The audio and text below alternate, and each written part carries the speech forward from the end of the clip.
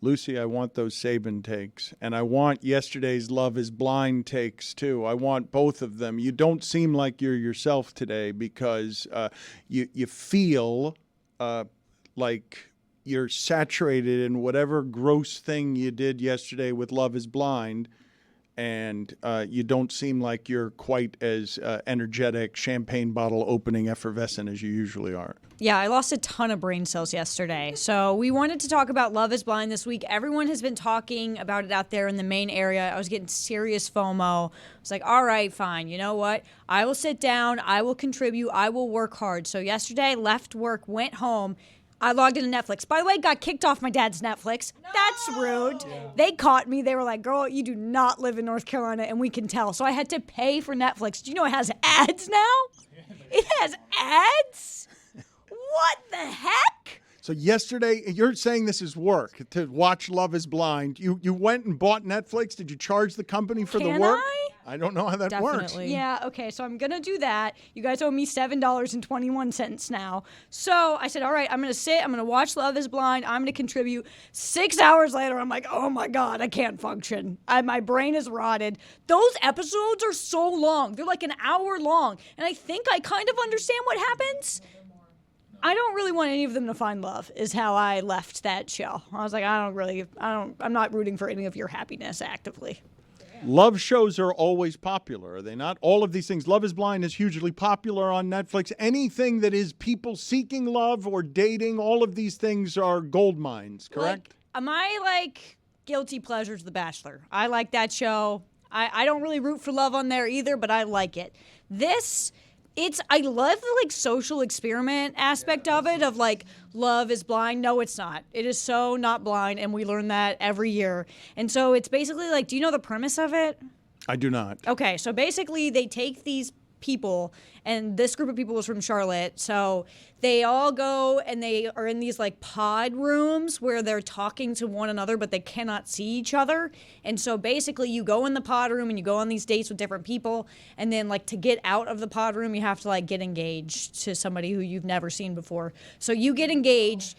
Is that how it works? There's like a 2-week span where they're dating, right? So there's 14 men, 14 women. 2 weeks? Yeah, so I thought it was 3 days. It might be more. But never seeing each other. Never seeing each other. So they live in separate quarters, but they go to these rooms. So imagine a room like this, but the glass is tempered and you can't see through it. So you're having conversations and quote-unquote dating people through the glass and trying to figure out, hey, am I compatible with this person? Is love Do I blind? like this person? Do I need to see a human being? I don't need to see the person to fall in love with them. And spoiler alert, everybody falls in love. It feels a bit of like a Stockholm experiment, but we'll get to that in a separate time. But in a separate time, at a separate time. No, we're also going to get their serpentine. A little bit, especially if I'm telling the story. The social experiment aspect of it, I agree with Lucy, is the intriguing part because you're speed dating strangers that you can't see, essentially. And the promise is that if you fall in love with someone, you will get engaged and then get married by the end of the series, which is maybe a month time period-ish, 6 weeks. And then at the altar, you will say I do or not say I do, and that is the series finale of every season. Is you find out basically people get left at the altar every single season of this show. So you go into the pods, right? And then from the pods you get engaged, and then they take all the engaged couples. There's a lot of couples that don't make it on the show, by the way, which is and they just don't talk about them. They just don't talk about them whatsoever. All these random people in the room, and you're like, should I know who that is? They just take the best stories, right? Correct. They take the best 20% of the stories and the best bad stories. That's right. Because none of them are really that great. Yeah. So they take them from the pods, then they take them to usually a kind of honeymoon of sorts prior to getting out into the real world. So this time they took them to the Dominican Republic. Usually they take them to Mexico. So they have this week of, oh my God, we're in love. It's the honeymoon. Everything is so great. And then you start finding out, ooh, wait, you kind of brush your teeth weird. Oh, wait a second. You kind of chew with your mouth open. I don't like that. So they start kind of picking apart the certain things of now that they're in person with each other, they start figuring out. So from there, then they take them back to their home city, and now they start living with each other, right? For another 2 weeks until the wedding. So they start meeting the families, they start meeting friends, and then you start finding little things out because the whole thing is there's love triangles everywhere, right, Dan? So in this particular season, Jimmy and Chelsea. The worst. Sucks. He sucks. The worst. Okay. So Jimmy is in a love triangle with Jess, not that one, with Jess and with Chelsea. Jess has a 10-year-old daughter. Jimmy didn't like that. Chelsea is more, she's a flight That attendant. didn't come up in their conversation. No, it did, which is what it kind of did. turned him off. And he's like, oh, I don't know. And then he goes to the next date, which is literally like 5 minutes later, to Chelsea, tells her he loves her, proposes to her, and they're off and running, right? So there's a love triangle now where Jess is, like Lucy said, conventionally attractive, right? She's a very Her very words, not mine. She's a hottie. she's very like TikTok attractive. She's a very beautiful woman. Chelsea is also us all. beautiful, but Jess would be considered more traditionally attractive than Chelsea is. Chelsea also had this little bit of an incident where he was like, "What do you look like?" And she was like, "I've been told I look like MGK's girlfriend, who is Megan Fox." Like That's they have, Machine Gun Skippy's inspired. Yeah, I know. I okay. saw that trending. I saw that whole thing Yeah. of now a lot of people making fun of who doesn't look very much like Megan Fox. Yeah, and so they didn't really look alike. When she was like, "Oh yeah, that's what people tell me I look like," he was like, "I would marry you right now." Like he legit That's said the that. point right there. Because where- love is so blind. Love Right. is so blind. At that point, Dan, he just, in his mind, he's like, oh, I'm good. Like, whatever happens with the chick with the 10-year-old, doesn't matter. I got Megan Fox waiting on the other side. I'm all right. And then he ends up choosing her. Does the show end very often with something that feels like love being found and enduring, or is it all just watching the deterioration of love episode after episode? Has Bingo. there ever been a TV show where it feels like they're leaving with love? I mean, the Bachelor does have a couple of success stories in their history, do they not? It's been 30 years. They got like 4 people that are still married. Like, oh, I come on. recently read that the only couple that is still together from season 1 of Love is Blind, which came out in 2020, which I believe is why the show kind of latched on to people because there was not a lot out, like we talked about yesterday. One of the only couples that is still dating from the or still married from the show is now in couples therapy. I read that yesterday. It was very sad.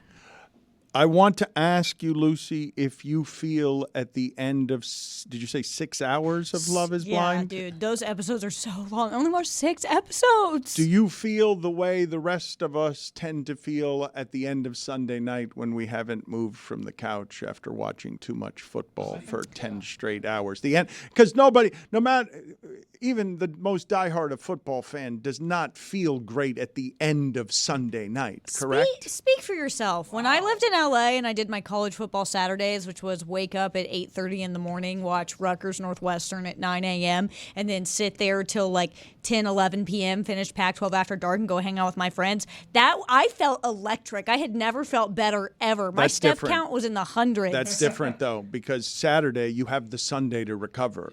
I had to work on Sundays at my last job, so no. Boom, got your ass. You really did get You really got it. Yeah. Your young person stamina is a sight to behold. You are the one who can handle an overdose of football. Dan, she's young. Yes, she still likes I sports. can. Give her 5 more years in the business. I believe that the more you love the sport, the more Sunday night hurts because you have to wait another week to get that particular infusion of the 10 1 o'clock game. Dan, I know that you feel this too. So when you're done with those games, then you're like, should I take a shower before the Sunday night game or not? Because you only got that 20-minute window, and then usually we do Sunday Night Live. So like, Get rid of that Mike Ryan inner thigh smell. Right. So like, I don't know if I have the time because then I do the show and then I got to go Abducted. straight to Sunday Night Football. So when Sunday Night Football is done and we finish watching Rams Seahawks and it's like, ooh, it was a barn burner 13-10. I'm usually finding myself in the shower with the water hitting me in like kind of one hand like this, like leaning on the shower like that. And just letting the water hit me and just being like, I did nothing today. My wife hates me.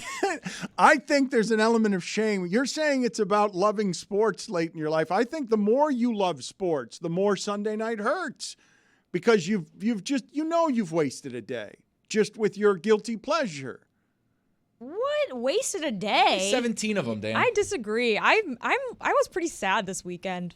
I was pretty sad. I'm not gonna lie. All-Star Game didn't hit the way that I wanted it to. I needed something Sunday night. I miss football a lot. All right, let me ask the audience this. You guys think I have this wrong? At LeBatard Show, you feel how after 10 hours of football on Sunday night?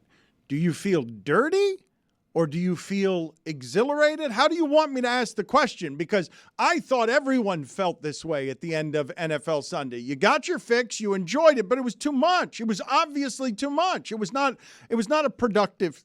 Lucy's looking at me like I'm super Too much? This is your whole job, Dan. You should love this. But I do love it while I'm watching it. I'm talking about when it's gone. I'm talking at the end of it, after it's Talking about over. the crash after the sugar rush. See, I didn't get much of a crash. Like, living on the East Coast, I feel like I get less of a crash, actually, because I just go right to bed because it's so late and I'm tired and I wake up and I'm here the next day. I don't really get a crash. I usually sit, and after my college football Saturdays, and I sit there and I think about everything that that happened, and then I go listen to the Shutdown Fullcast after dark, so then I get more college football, and then I get to think about what they've said. I don't know. I'm having a really good time. I enjoy my Saturdays with 3 Mike, screens you not moving feel at good all. about yourself at the end of one of these football 10-hour binges? No, but I generally don't feel good about myself ever.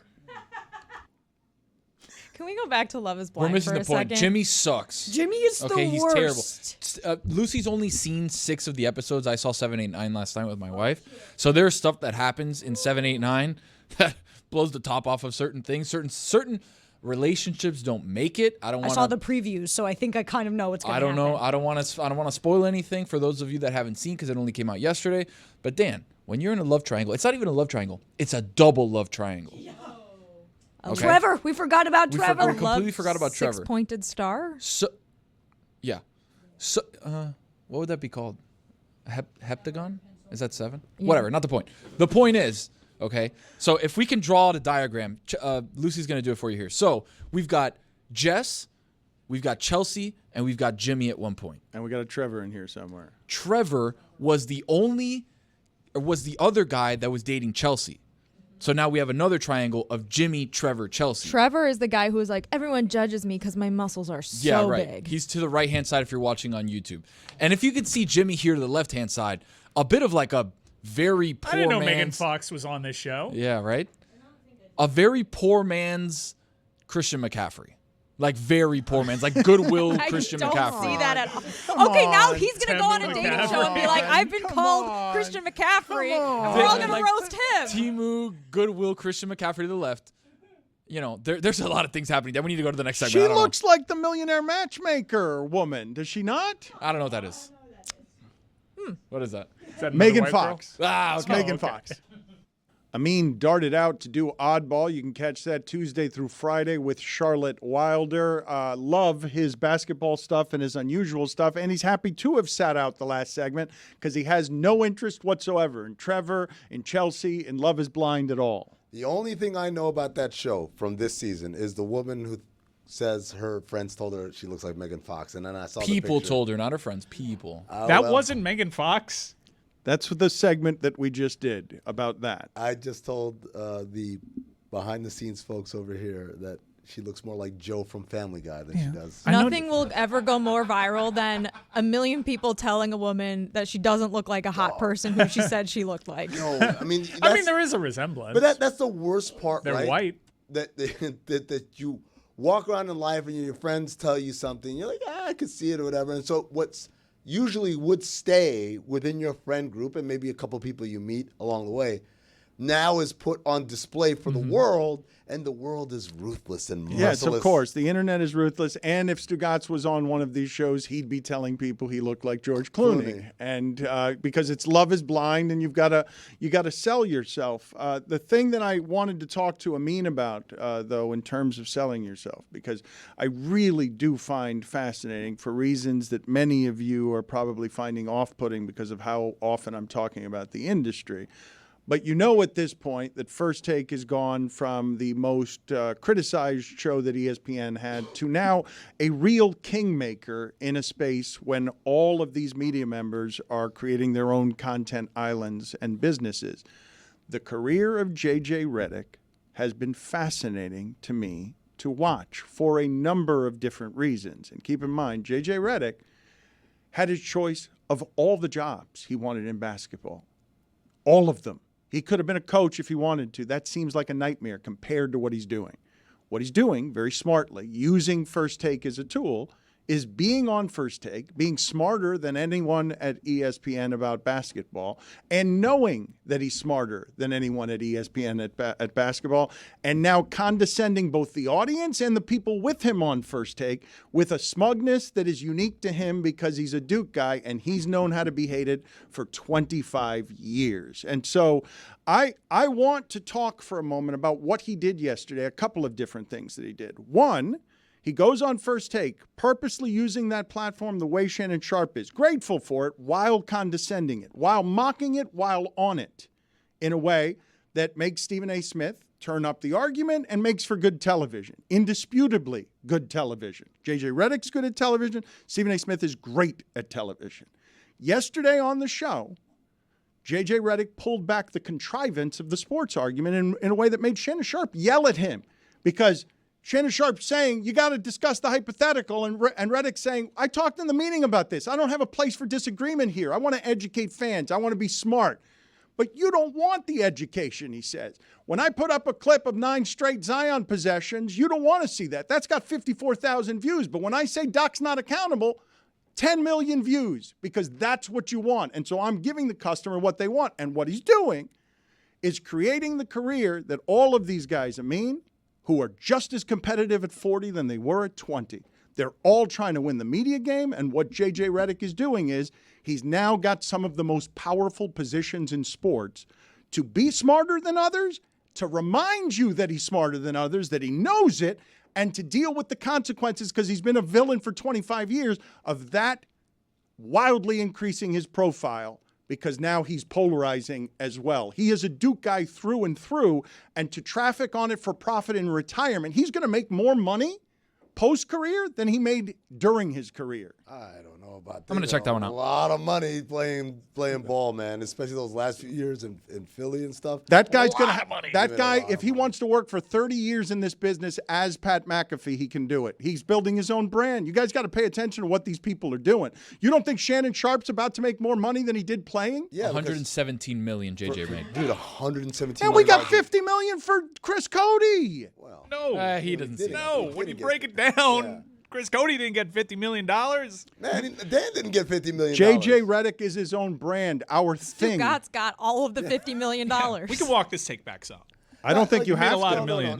He made a lot of millions. He's going to have a very successful media career. Is he going to make $100 million on this side of his career? He's just starting, and he's starting with one of the prime gigs in basketball. Doc Rivers wanted that gig. Like, Mark Jackson was dying to get in that gig. He can coach wherever he wants. The rest of his career is going to be whatever. You can argue with me with the semantics, or you can argue with me by $40 million. My point is these guys are going to be just as competitive about the money post-retirement as they were before retirement. Of course, they're all. I'm competitive about the money. Like we all are, aren't we? We're doing a thing here. We all competitive, Dan. But I think the interesting thing to me about JJ is JJ has been doing this the whole time. Where he's right. He's like, I want to do this stuff. I want to sit down with Tyrese Halliburton and talk about the thing Atlanta did, where they vacate the left side, and then all of a sudden you get a back screen over here by a Kongu, and then you get a wide open shot for Bogdanovic. He wants to do that talk, but you know what he discovered? The same thing I discovered when I was writing for ESPN.com. It's like nobody gives a. Everyone likes to complain about, all you guys do is this and that. No one ever talks about the actual basketball. But the reality is the actual basketball, and this is my theory that I've run with for damn near a decade now. What I realize is basketball is a game that is a low barrier to entry. In order to understand basketball, okay, there's 2 hoops. This team's trying to score that way. This team's trying to score that way. You got to dribble in order to get from one place to one other place. You can't pick up your dribble and then dribble again. All right, I get the rules. Pretty much. So people who watch a lot of basketball think they understand basketball. I get it. I've been watching basketball my whole life. And the reality is they don't know what they're looking at. And so when people start to reveal to them how much stuff, so many people think they don't run plays in the NBA. Like, are you insane? There's all types of plays getting run. But when we start to reveal what's getting run out there, you have one of 2 reactions. There's one reaction. It's like, oh, man. There's so much I didn't know that's happening that I didn't realize was happening. And so there's one of 2 reactions. Either, wow, maybe I'm not as smart as I thought I was. Or 2, man, you're full of shit, right? It's to lash out because the feeling of, oh, I'm stupid, I'm not smart, is not something fans want. So They watch the stuff that makes them feel smart. Kevin Durant's not a leader. I'll tell you why. When has he ever led anybody? When has he ever won? That's an argument that someone can have a counter argument to and feel smart about. You have done a record number of fake voices today. I feel like it's you not have a done. fake- what fake voice is it? No, you've done like 7 or 8 impersonations. The Murphy one was my favorite. The shirt is just so bad. You know what? I can't did take you Oddball. seriously. It wasn't wrinkled on Oddball. The cameras Shut in that up. room, Man. the cameras in that room, Stop way it. better. These cameras, And I saw you trying to pull your shirt down, We all saw you. and then you just had like the Victorian era sleeves going. He was standing in front of the hand dryer in the bathroom for 10 minutes trying to get a steam on. It didn't work. That is one of the worst shirts I've ever seen. You're totally unpresentable. but Dan, to my point, right? It's a sport. It's a game that people want to feel smart about because they feel like they watch it all the time, as opposed to football, where we have been programmed to know, oh, this is so complicated. Spider Y X banana 20 double zip. Bleep, bleep. Fans are programmed to think, okay, so I don't know as much as these guys here, but I like crashes and stuff. You like look that. crazy. Put on a jacket. Have some pride. I do have We pride. have bro. sweatshirts. You know Just what? put something on. You know how I have pride? I don't find self-worth in what I'm wearing, Mr. Material. You should. No. You really should consider changing your whole view on that. My self-worth, my internal locus of control happens around. You look totally who I out of am. control. You look like you're falling apart. No. Yeah, not it's at all. not a good look. It's just really bad. You know what? You do the runway stuff. I'll do the meat and potatoes, right? I'll do the you are not a real serious analysis. person. You are not. The I can't analysis even- that people crave. I'm embarrassed to look at you. Yeah. You're breaking down backdoor screens. You're breaking down what coaches are doing and how that, This guy's talking about fashion. impossible. You look impossible like for you him to do no not ball. care at all about cleaning this pool. What? Can you, as a group, explain to me whether you think the way Nick Wright does when he talks about vanquishing his rivals? I've told you before, if you've been listening for a while, to me the victory in this is being able to do it. Like, as I got later in life, competitive became less and less important to me. You used to be competitive at this? At newspapering. Oh, no, It's not ear- newspaper. just No, early in my this was career. born out of a competitive nature to prove to Hank Goldberg that he could do it better. I just wanted to have a voice opposite his in town a because little bit. A little concession. That's Come on. competitive. It's okay. That's competitive. I remember the day that we beat him in the ratings. It was a big day. that's fine. That's fine. I mean, do you think writers don't have egos? No. You bought everybody at the quarter deck a lemon drop. Wow, money bag. Damn. Powerline Road. To answer your question, Jess, writing, yes. This, I feel like Dan, maybe I just caught Dan at the right time, but it just feels like it's always been a labor of love. Like, let's have fun. Let's have fun. Well, because you say money. You were just saying for a second ago, we're all competitive about that. Yeah, and about the when money, yeah. when I get accused correctly by the audience about talking the industry too much, it's only because I'm genuinely fascinated, as people who are still coming up in it in some ways, whether you guys are interested in watching the people who are taking the most interesting paths to the pioneering routes. It is really hard to retire from your sport and make a broadcasting career. Draymond's one of the few to figure it out. I'm going to do this right now. I'm going to start building it right now so retirement's easier. And I'm fascinated by how Redick has done it. If you told me when he was in college that he'd be able to pull it off, I'd say no. He's one of the most hated people in the history of Duke basketball. Yeah. Like, that's the most hated of the most hated. There's no way. It is a pretty excellent point. I'd take myself back to that time. But he's doing. I don't think I've ever really seen anything like that in college. I told Dan that up until like 2009, if you went to a Wizards game and the opposing team was on the free throw line, they would throw up JJ Redick's face to make the crowd go crazy and boo. But to be now in his 40s, the dude that he was as a player, which is he's going on First Take and he's insulting everybody by saying, this is beneath me. Thank you for the platform. I'll use it for the moment, but I'm going to show you how I don't agree with how you guys do television. You guys are doing this dumber than I want to do it. But having said that, he does this all the time, because remember when he said guys in the 80s played against plumbers and electricians and shit? He said that on First Take. This isn't the first time JJ Redick has said some out-of-pocket, just Neanderthal sports take. So, like, stop acting like you're above it, JJ, because you do that shit too. You're going to get clipped, and you're going to be wearing that shirt, and he is not even going to click the thumbnail. He's going to be like, what the is this? Look into this guy. Look at what happened to him when he left ESPN. Can you spare $1?